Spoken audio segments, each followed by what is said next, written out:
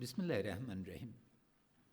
برادر بسیار گرامی، جناب سالیس معاون اول ریاست جمهوری افغانستان، تمام اعضای محترم کابینه، وکلای بسیار محترم، خواهران و برادرای گرامی، طول حاضرین که VTC کردی، اولتر از همه توفیق پیشوای بشریت خدمتتان تقدیم میکنم. السلام علیکم و رحمت الله و برکاته. جای نهایت خوشی است که امروز در حالت قرار داریم که بهره برداری پروژه و افتتاح پروژه عمده با هم در این مجلس پیشرفتش افتتاح میکنیم و استقبال میکنیم. قبل از اینکه ما به اینا برم، میخوایم که از صمیم قلب از ملت بزرگ افغانستان از خاطر همدردیشان بعد از عملیات ابراز امتنان کنم. هغه شیان چې مال ملت نه ولیدل او له ولس نه ولیدل واقعا بېساري وو.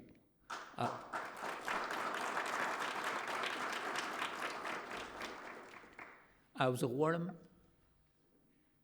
چې شهید سردار محمد داود خان د روغتون د ډاکټرانو نه د زړه له کومې نه مننه وکړم.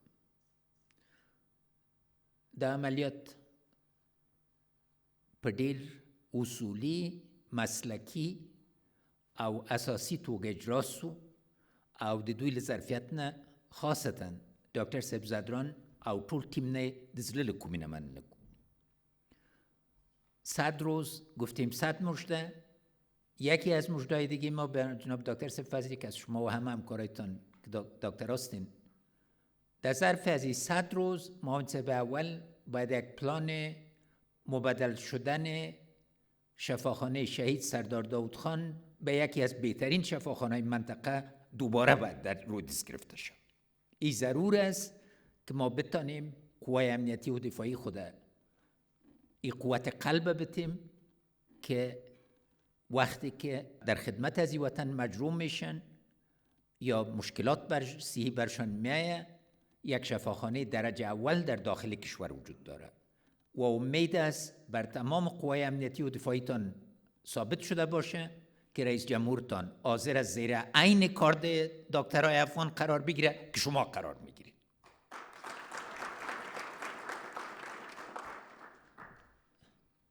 نن د خوښي ځای په عمومه توګه 340 کیلومتر سرکه یا آماده سو یا با آماده کیږي. د این ضمن سرک شورابک سپین بولدک که از خواستهای مهم تجار قندار و سرمایه‌دارای قندار بود که و یکی از نقطه شریان ارتباط است بر ما، طول ما ماماگان و خالگان تا دا مبارکی وایم.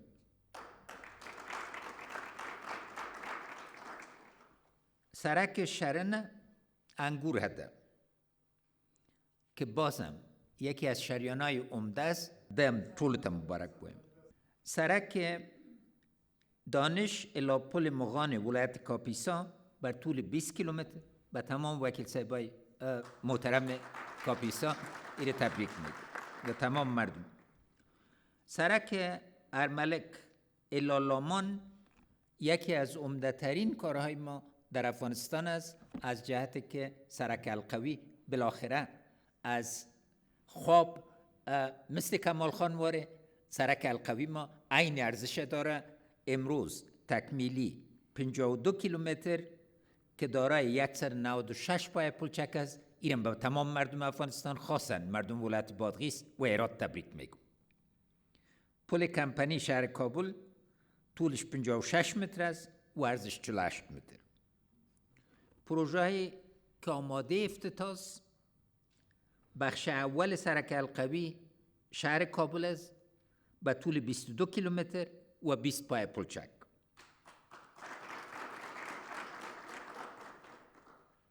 د کامه تر برکاشکوټ ولسوالۍ د کوز کونر 12 کیلومتره. سرک دیسلا الی شاشان ولایت بغلان 33 کیلومتر. سرک شبرغان الی سرپل 51 کیلومتر. سرک‌های داخل شهر تالقان 52 کیلومتر، سرک لین دوم کابل لوگر طول 24 کیلومتر و 90 پای پلچک. خیریزی سرک‌های داخل شهر فرا طول 11 کیلومتر. همه منصوبین و نمایندار از اینجا تبریکی میگیم. به صورت عمومی ارزش پروژه‌ای که وزارت فایده عامه روی دست گرفته یا تکمیل کرده 21 میلیارد و 744 میلیون و 226 هزار و 322 افغانی است. یمین سر از غگیدله او جناب محمود خان کرزی سر او څو خبرې ضروری دي. یو سعید صاحب او تاسو ټول نور نه خصوصي سکتور نه محمود خان موږ باید د دې سرکو برخو کې او لومړیتوب کې مشوره واخلو. دا زښته ډیره ضروره ده چې اقتصادي تاثیرات په واضح توګه بعض اوقات د 15 کیلومتر یا 10 کیلومتر یا 2 کیلومتر دپاره زنجیر د ارزښت په ځای نه کیږي.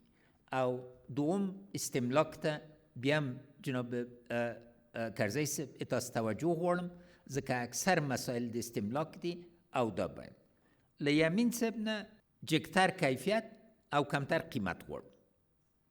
هغه ورځې چې پیسې له اوانه راتلې او هر قراردادیانو ته تلل او 15 او شپږ لاسه قرارداد کېدل هغه ورځې باید خلاص شي. پای ټکی ورباندې ایښودل کېږي که موږ محترم قراردادیان غواړي پانګه واچي دا ګز و دا میدان په عمل کې راته وښیي خونې د تجارت او د سوداګرۍ او د صنعت موجودی دي. یو اول درجه ساختمانی شرکت پانګه غواړي، فیزیکی پانګه هم غواړي، له ټولو نه انساني پانګه غواړي. موږ غیږ درکوو راسته اول درجه شرکتونه منځته راوړي، اما دا شپږ لاسه اووه لاسونه نور گزاره نکیږي. نقطه واضح است قراردادهای وزارت فایده عامه یا یک دست میشه یا به شرکت های دولتی داده میشه. دیگه انتخاب از سکتور محترم خصوصی ماست که بیاین سرمایه گذاری کنن تا بتانیم به اعتبار کامل و معطلی در تطبیق از این پروژه قابل قبول نیست. یعنی تنها سرک لوگره ببین 6 ساعت مردم از 4 ولایت منتظر می باشند تا پیشرفت صورت بگیره و دلیلش چی بود؟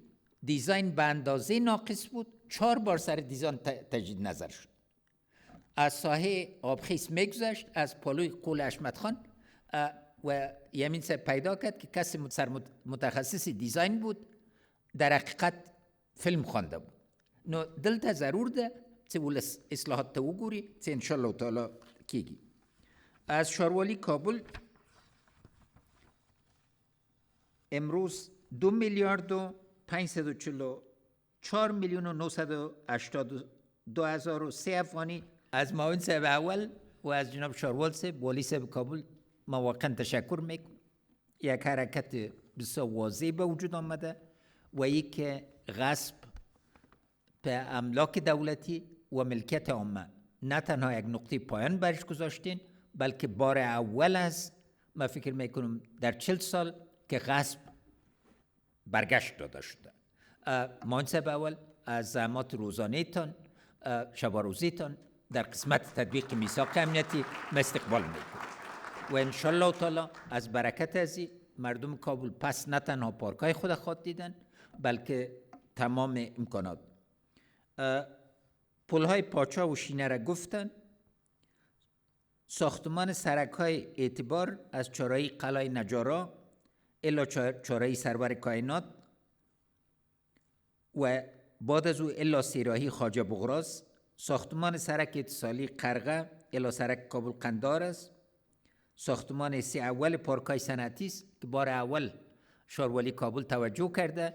سر از این که طول از این تنها 3.9 کیلومتر است اما از نگاه کیفیت بر سکتور خصوصی ما اهمیت زیاد داره و ضرورت واضح است. و بهسازی زیربناهای قسمت الف گذر بگرامی ناحیه 22 فامیلی های نساجی بگرامی، ناحیه 8 بلاک اول و سوم ناحیه 12 گذر 24، ناحیه 12 رحمان مینه، ناحیه 8 کلوله پشته، ناحیه 14 گذر 15، ناحیه و خاصتا تکمیلی ساختمان پل مترو واقع مکرویان به همه تبریک میگم. همه از اینا تاثیر داره. یه خبره باید عمده په نظر کې ونیسو، وقت متوازن انکشاف نه غږیږو دا یوازې ولایتو منځ کې نه ده. یو ښار لکه کابل غوندې د هغه نواحیو منځ کې ده او مختلف برخو کې، او دلته باید په واضح توګه پوه سو چې پخوا له بده مرغه متوازن انکشاف په کابل ښار کې نه، او دا چې جناب سلطانزو صاحب تاسو ویلې چې 2 پلونه 15 کاله پاتې وو، له هغه نه خواشینی څرګندوو، اما له تاسو نه او مننه کوم چې واقعا خلکو ته د اعتماد فضا درک کړله، او په دې برخه کې والي صاحب ډېره توجه کړې او شینوار صاحب چې اول وار ده چې ځینو محروم ولسوالیو د کابل ته توجه سوی. چهارآسیا، خاک جبار، موسعی از نگاه انکشاف از واخان و ولسوالای سرحدی ما که ده فرق نداره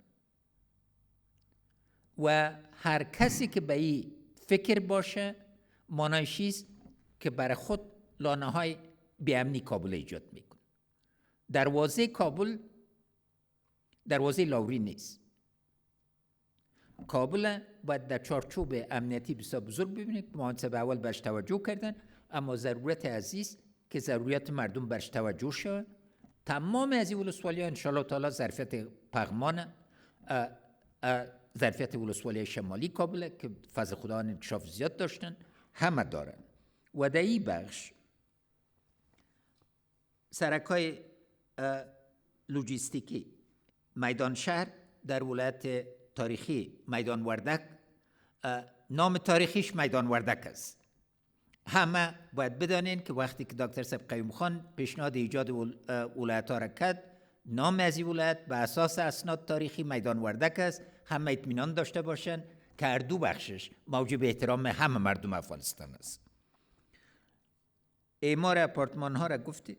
سنگفرش در ساحه موسعی دوم، ایداس و آبروها مسجد شریف دیدگاه، کانال ها، دیوار احاطوی ترمینال ترانسپورتی چهارآسیا، شهر چارکار، صیاد یکی از مهمترین نقاط تفریحی تمام افغانستان بدل شده میتونه. اول قدم هم خه، مگر خلق دی کاپیسا توقع مراتب دیرتر ده او ما ورته ژمنه کړې مردم کاپیسا فشار زیادتر بیارین سرشو. یعنی در کجاست که توی دریای خروشان پنجشیر آرام میشه و یک زمینه تفریحات همه جانبه را فراهم کرده میتونه. مردم کابل یک قسمت با صیاد بلد هستن، اما وقتی که زیبایی از این ببینن و امکانات از این ببینن واقعا نو تاسو نه واضح توجه غواړم. خار که توجه کمه کوي تاسو د زون مسئولی، نو د خار کارونه پرېږدئ ښاروالي ته او دا نورو ته تاسو توجه وکړئ. صیاد نه یو واضح پروژه له یو ضرب الاجل سره غواړم او همدغه رقم همچنین خاک جبار. کل مردم کابل قرضدار خاک جبار است، مخصوصا خودت شاروال صاحب کابل. در گزک چیزی را ایجاد کردین که به هیچ کتاب روا نیست.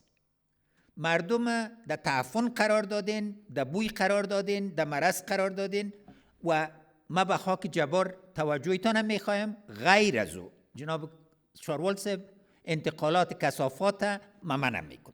اختیار آخرم است.